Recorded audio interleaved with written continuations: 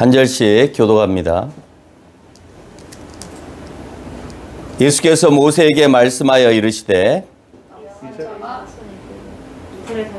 명하여 돌이켜 바다와 믹돌 사이에 비하이로다 곧 바알손 맞은편 바닷가에 장막을 치게 하라. 바로가 이스라엘 자손에 대하여 말하기를 그들이 그 땅에서 멀리 떠나 광야에 갇힌 바 되었다 하리라. 내가 바로의 마음을 완악하게 한즉 바로가 그들의 뒤를 따르리니 내가 그와 그의 온 군대로 말미암아 영광을 얻어 애굽 사람들이 나를 여호와인 줄 알게 하리라 하시매 우리가 그대로 행하니라. 그 백성이 도망한 사실이 애굽 왕에게 알려짐에 바로와 그의 신하들이 그 백성에게 대하여 마음이 변하여 이르되 우리가 어찌 이같이 하여 이스라엘을 우리를 섬김에서 놓아 보내었는가 하고 바로가 곧 그 병거를 갖추고 그의 백성을 데리고 갈새 선발된 병거 600대와 애굽의 모든 병거를 동원하니 지휘관들이 다 거느렸더라. 여호와께서 애굽 왕 바로의 마음을 완악하게 하셨으므로 그가 이스라엘 자손의 뒤를 따르니 이스라엘 자손이 담대히 나갔습니다. 애굽 사람들과 바로의 말들 병거들과 그 마병과 그 군대가 그들의 뒤를 따라 바알수본 맞은편 비하이롯 곁 해변 그들이 장막 친 데에 미치니라. 바로가 가까이 올 때에 이스라엘 자손이 눈을 들어본즉 애굽 사람들이 자기들 뒤에 이른지라. 이스라엘 자손이 심히 두려워하여 여호와께 부르짖고 그들이 또 모세에게 이르되 애굽에 매장지가 없어서 당신이 우리를 이끌어내어 이 광야에서 죽게 하느냐? 어찌하여 당신이 우리를 애굽에서 이끌어내어 우리에게 이같이 하느냐? 우리가 애굽에서 당신에게 이른 말이 이것이 아니냐? 이르기를 우리를 내버려 두라. 우리가 애굽 사람을 섬길 것이라 하지 아니하더냐? 애굽 사람을 섬기는 것이 광야에서 죽는 것보다 낫겠노라. 모세가 백성에게 이르되 너희는 두려워하지 말고 가만히 서서 여호와께서 오늘 너희를 위하여 행하시는 구원을 보라. 너희가 오늘 본 애굽 사람을 영원히 다시 보지 아니하리라. 함께합니다. 여호와께서 너희를 위하여 싸우시리니 너희는 가만히 있을지어다. 아멘. 오늘은 우리 인생에 막힘이 있을 때라는 제목으로 우리에게 오늘 시간에 부목사로 청빙을 받으실 유인중 목사님의 청빙 설교를 여러분과 함께 듣도록 하겠습니다. 한번 설교를 들으시고 또 여러분 가운데 은혜 충분히 받으시는 귀한 예배 시간 되시기를 바랍니다.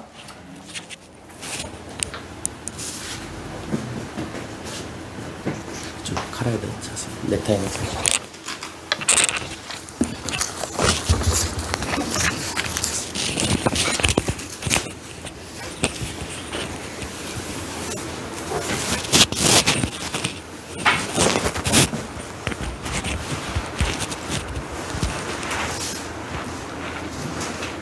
하나님께 영광을 돌립니다. 오늘 귀한 시간 허락하여 주셔서 첫 걸음을 뛰게 되었습니다. 네, 주님께 영광을 돌립니다. 오늘 본문 이전의 내용을 보면 10가지 재앙 중에 마지막 재앙을 통해서 애굽 왕 바로가 더 이상 버티지 못하고 이스라엘 백성을 놓아주게 됩니다. 국고성과 비돔성 건설을 위해서 이 히브리인들이 동원되었었죠. 그런데 애굽 왕은 이것을 굉장히 안타까워합니다. 굉장한 나라의 수비를 방어하는 그 성을 견고히 하기 위해서 이 히브리인들을 사용해야 되는데 그것을 놓아줌으로써 그것이 손실이 되어서 굉장히 아쉬워하는 그런 장면이 됩니다. 그런데 14장 2절에 보면 이스라엘은 아직 애굽 땅을 완전히 벗어나지 못한 상황입니다. 그러한 상황 가운데서도 하나님께서 또 이렇게 모세에게 말씀하십니다. 이스라엘 백성들에게 홍해 앞 바닷가에 진을 치게 하라 이렇게 말씀하십니다. 자, 애굽 왕 바로는 이스라엘의 이 상황에 대해서 이렇게 표현할 것이다 라고 3절에서 말씀합니다. 광야에서 갇힌 자들이 되었다 할지라 이렇게 말씀합니다. 앞에는 건널 수 없는 깊은 바다, 뒤에는 이스라엘 백성들을 쫓아오는 애굽 군대, 진퇴양난에 처해 있습니다. 자, 이스라엘 백성들은 이와 같이 사면 초가의 어려움을 직면하자 모세를 원망하고 있습니다. 이와 같이 앞에는 건널 수 없는 깊은 바다, 나를 죽이려고 쫓아오는 진퇴양난의 어려운 상황에 우리도 처할 수 있다는 것입니다. 우리는 이때 우리와 함께 동행하시며 구원해 주시는 하나님을 잊어버릴 때가 너무나 많습니다. 그래서 이 어려운 환경 때문에 혼자 힘쓰고 애쓰다가 절망에 빠져서 하나님을 원망하고 불평하게 됩니다. 우리들 삶의 이와 같은 상황 속에서 우리의 앞길이 막힐 때 우리는 어떻게 해야 하는가, 마땅히 우리가 취해야 할 태도가 무엇인지를 오늘 홍해 앞에서 벌어지는 이 이스라엘 가운데 이 사건을 통해서 분명히 우리는 배우고 익혀야 하겠습니다. 자, 이렇게 원망하는 이스라엘 백성들에게 모세를 통한 하나님의 말씀, 그 첫 번째는 두려워 말라입니다. 두려워 말라고 하십니다. 성경에서 두려워하다라는 말은 히브리어 야레입니다. 두려워하는 그 대상에 따라서 두 가지로 사용되어집니다.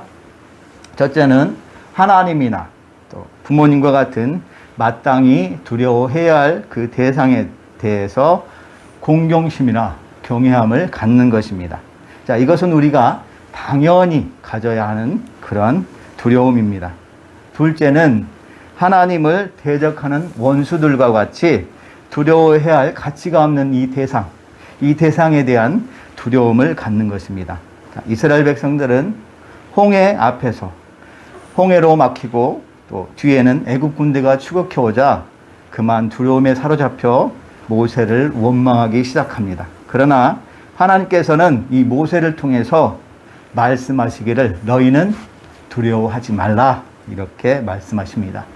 왜냐하면 마땅히 두려워해야 할 그 대상은 애굽 군대가 아니라 여호와 하나님이시고 하나님께서 이스라엘을 위해 애굽 군대와 싸워주실 것이기 때문입니다.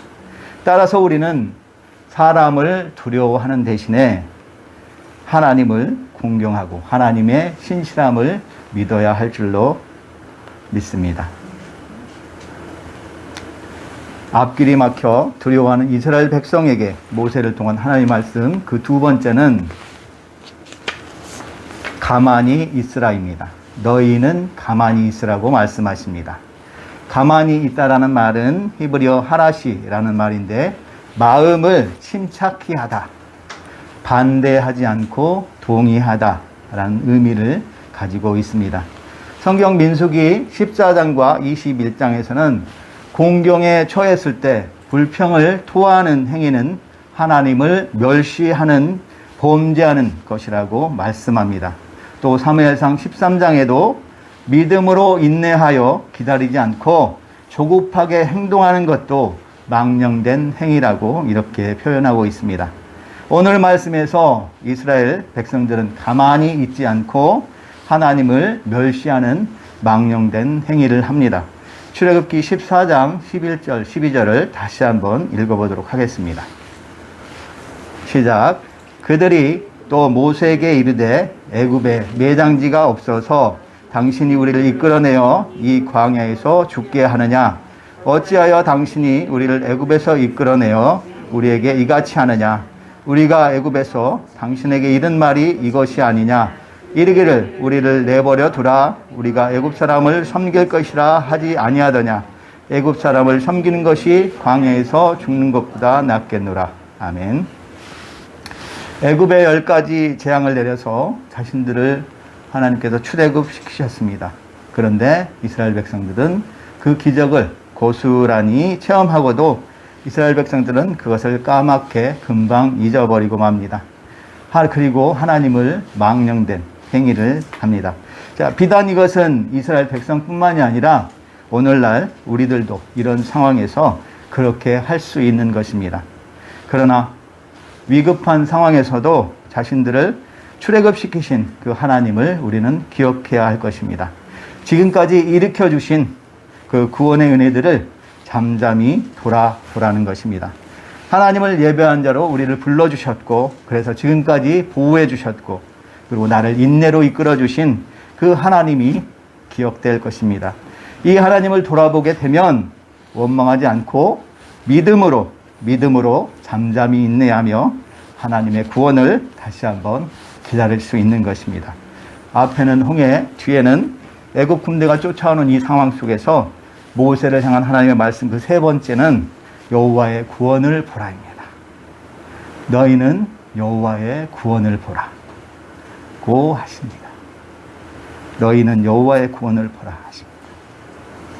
오늘 본문에서 이 구원이란 단어는 히브리어로 예수아입니다. 예수아의 뜻은 전쟁에서 도와주다, 위기나 환난에서 건져내다라는 의미입니다.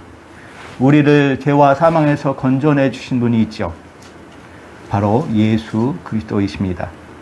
성경에서 말씀하고 있는 진정한 구원이 우상이나 그 어떤 연약한 사람에게서 오는 것이 아니라고 말씀하고 있습니다. 오직 하나님으로부터만 온다고 말씀합니다. 자, 이사야 45장 20절, 22절을 읽어보겠습니다. 시작. 열방 중에서 피난한 자들아, 너희는 모여오라. 함께 가까이 나오라. 나무 우상을 가지고 구원하지 못하는 신에게 기도하는 자들은 무지한 자들이니라. 너희는 알리며 진술하고 또 함께 의논하며 보라. 이 일을 옛부터 듣게 한 자가 누구냐? 이전부터 그것을 알게 한 자가 누구냐? 나 여호와가 아니냐? 나 외에 다른 신이 없나니 나는 공의를 행하며 구원을 베푸는 하나님이라. 나 외에 다른 이가 없느니라. 22절입니다. 땅의 모든 끝이여 내게로 돌이켜 구원을 받으라. 나는 하나님이라 다른 이가 없느니라. 아멘. 오늘날 많은 사람들은 이 심각한 어려움에 직면하면 부딪혔을 때 두려움에 사로잡히게 됩니다. 하나님이 아닌 사람이나 또는 다른 어떤 우상들에 의지하려고 합니다. 그러나 하나님께서 우리를 위해 베푸신 그 구원을 체험한 우리들은 침착하게 여호와의 구원을 기다리는 믿음을 가져야 합니다. 그리하면 하나님은 홍해를 가르시듯 이스라엘 백성들을 구원시켜 주신 그 홍해를 가르신 그 하나님의 그 기적을 우리 앞에서 펼쳐 주실 것입니다.